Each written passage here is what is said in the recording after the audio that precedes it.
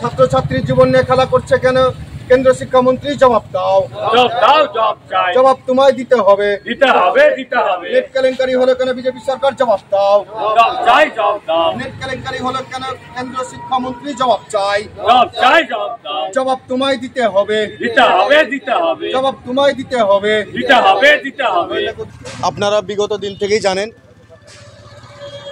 NEET আর net কেলেঙ্কারিতে কেন্দ্রীয় শিক্ষামন্ত্রী যেভাবে জড়িত আছে এবং ছেলেমেয়ের যেভাবে ভবিষ্যৎ নষ্ট করছে।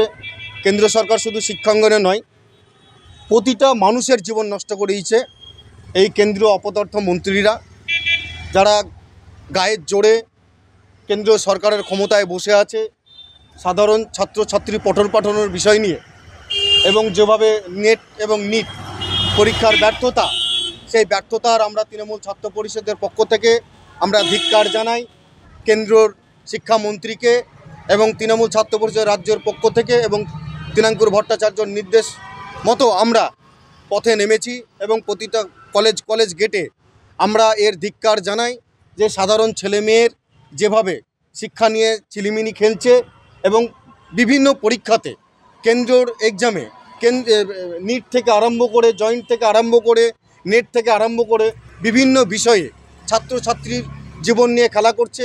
যে ব্যর্থতা, বারংবার ব্যর্থতার মধ্যে কেন্দ্র সরকার পড়ছে, আমরা তার ধিক্কার জানাই যে এরকম অপদার্থ সরকার, তার আমরা পদত্যাগ চাই। এনটিআর যে চেয়ারম্যান, তার আমরা পদত্যাগ চাই।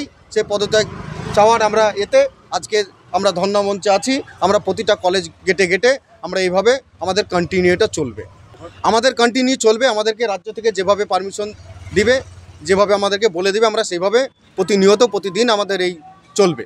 প্রতিটা কলেজে, মুর্শিদাবাদে প্রতিটা কলেজে চলছে। বাংলা টুডে নাও।